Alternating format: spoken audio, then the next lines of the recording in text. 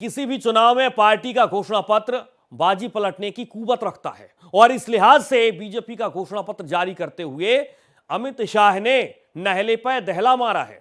TMC को टक्कर देने के लिए फ्रीबीज वादों की झड़ी लगा दी। साथ ही बीजेपी ने पार्टी के कोर एजेंडे को भी लागू करने का वादा किया है।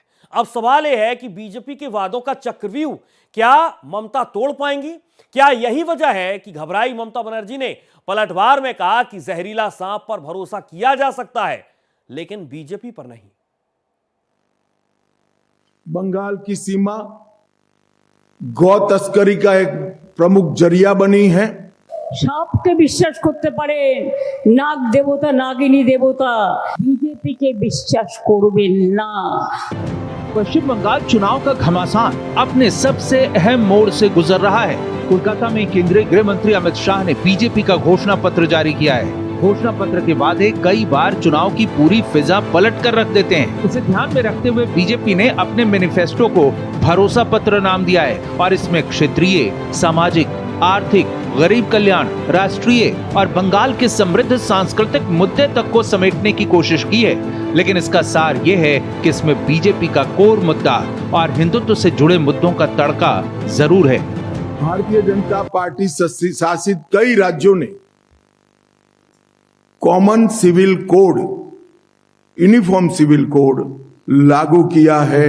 हम 6 माह के अंदर ही बंगाल के अंदर यूसीसी को लागू कर कर सभी नागरिकों के लिए एक ही कानून बंगाल में हो वो सुनिश्चित करेंगे। देश भर से बंगाल की सीमा गौ तस्करी का एक प्रमुख जरिया बनी है। हम बंगाल की सीमाओं को घुसपैठ के लिए तो सील करेंगे ही करेंगे, ये सुनिश्चित करेंगे कि एक भी गौ माता की तस्करी बंगाल के माध्यम से भारत के बाहर न हो। पीएम मोदी ने एक दिन पहले ही बंगाल के लोगों को मोदी की 6 गारंटी में भय की जगह भरोसा का वादा किया था।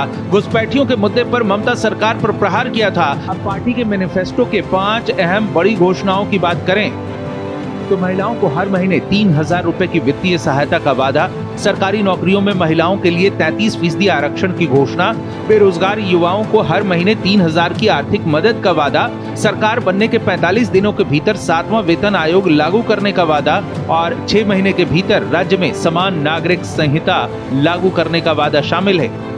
गृह मंत्री अमित शाह से घोषणा पत्र को लेकर भारत एक्सप्रेस संवाददाता रोहित पोखरियाल ने सवाल पूछा कि मैनिफेस्टो दिल्ली से आया या बंगाल की जनता की आवाज है, जिसे लेकर गृह मंत्री अमित शाह ने बेहद दिलचस्प जवाब दिया है। सर, एक आखिरी सवाल, आपने बोला मैनिफेस्टो पर ही पूछना, क्योंकि बार बार टीएमसी की तरफ से आरोप लगाया जा रहा है कि बंगाल को भी दिल्ली से चलाने की कोशिश है। तो मैनिफेस्टो तो जारी हो गया, ये मैनिफेस्टो दिल्ली से आया कि बंगाल की आम जनता की वॉइस है? जैसे आपने सुना होगा, हमारे मैनिफेस्टो कमेटी के अध्यक्ष ने बताया कि एक लंबी प्रक्रिया हुई है। ऑटो वाले, मत्स्य पालन करने वाले, किसान, बेरोजगार युवा, पीड़ित महिला है, बुद्धिजीवी, कलाकार, ये सैकड़ों सेगमेंट के साथ बंगाल में चर्चा कर कर बंगाल के हमारे मैनिफेस्टो कमेटी के अध्यक्ष के नेतृत्व में ये मैनिफेस्टो बना है। अब दीदी ये बहुत हो गया, ऊपर नीचे, ऊपर दिल्ली से अब नहीं होगा। यहां सुशासन चाहिए और मैंने पहले ही स्पष्ट कर दिया कि बंगाल में पैदा हुआ व्यक्ति, बंगाली भाषी व्यक्ति, बंगाल का नागरिक, सक्षम व्यक्ति ही बंगाल का मुख्यमंत्री बनेगा। शाह ने शुक्रवार को पश्चिम बंगाल के देवरा में जनसभा को संबोधित करते हुए आरोप लगाया कि ममता बनर्जी बंगाल के लोगों की चिंता नहीं करती, उन्हें बस भतीजे अभिषेक बनर्जी को अगला सीएम बनाने में दिलचस्पी है। तो बंगाल की सीएम ममता बनर्जी ने नॉर्थ 24 परगना के टेंटुलिया में चुनावी रैली में कहा कि सांप पर भरोसा किया जा सकता है लेकिन बीजेपी पर नहीं। সাপকে বিশ্বাস করতে পারেন, নাগ দেবতা নাগিনী দেবতা, কিন্তু মনে রাখবেন বিজেপিকে বিশ্বাস করবেন না। করলেন আর গেলেন।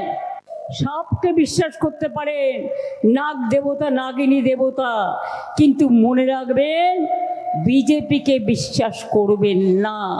করলেন और गिने। बीजेपी के संकल्प पत्र से टीएमसी के घोषणा पत्र की तुलना करें तो इसमें मुख्य अंतर टीएमसी के जारी विकास और मौजूदा लक्ष्मी भंडार को बढ़ाने बनाम बीजेपी के यूसीसी 3,000 रुपए महिला सहायता और घुसपैठ विरोधी एजेंडे के बीच है।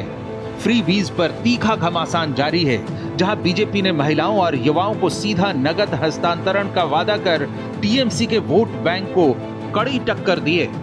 हर एक वर्ग को साधने का प्रयास भारतीय जनता पार्टी ने अपने इस मैनिफेस्टो के जरिए किया है, लेकिन देखने वाली बात यह होगी कि आने वाले दिनों में जब बंगाल का एक आम वोटर अपने घरों से निकलेगा तो क्या ये सारे वादे और दावे उसके जहन में रहते हैं।